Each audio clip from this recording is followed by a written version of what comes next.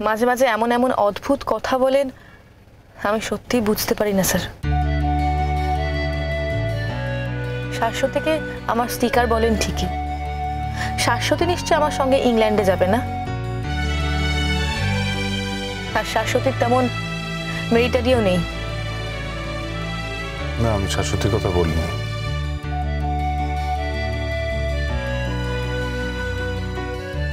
তাহলে কার কথা বলছেন? আরে বাবা, চিরদিন তো তুমি একা থাকবে না।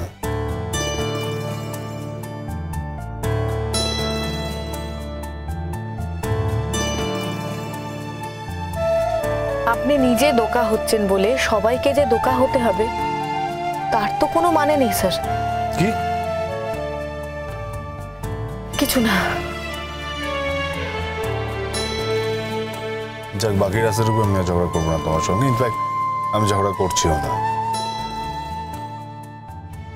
আপনার তো আমার সঙ্গে ঝগড়া করার সব প্রয়োজন ফুরিয়ে গেছে স্যার। আমি কি তোমার সঙ্গে প্রয়োজনে ঝগড়া করতাম? হয়তো তাই। ও, তোমারও তো প্রয়োজন ফুরিয়েছে বলে মনে হয়। তুমি ঝগড়া করছো কেন? সত্যি আমার প্রয়োজন ফুরিয়ে গেছে স্যার। আমি কিন্তু সেটা জানি না, তাই বারবার বলার কিছু নেই। বারবার বলছি এই কারণে, কারণ আপনারও প্রয়োজন ফুরিয়ে গেছে স্যার।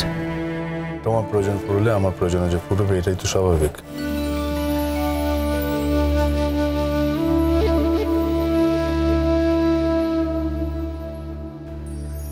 আপনার স্বাভাবিকতার সঙ্গে আমার স্বাভাবিকতা সবসময় মেলে না স্যার।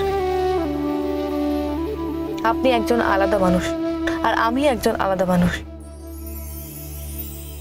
আপনি যেভাবে জীবনকে দেখেন আমি কিন্তু সেভাবে দেখি না।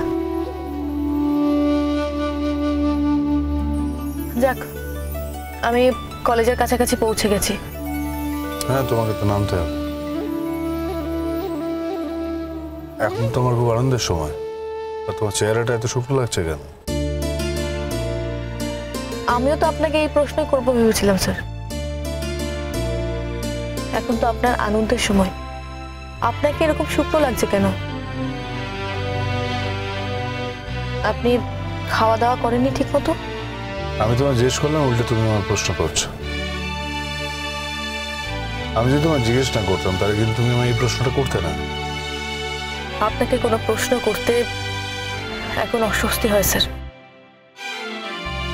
মনে হয় কোনো অনধিকার চর্চা করছি। ও ঠিকই, অনধিকার চর্চাই বটে। তোমার আমাকে এই ধরনের প্রশ্ন করা কোনো উচিত হয়নি। আমার ভুল হয়ে গেছে স্যার।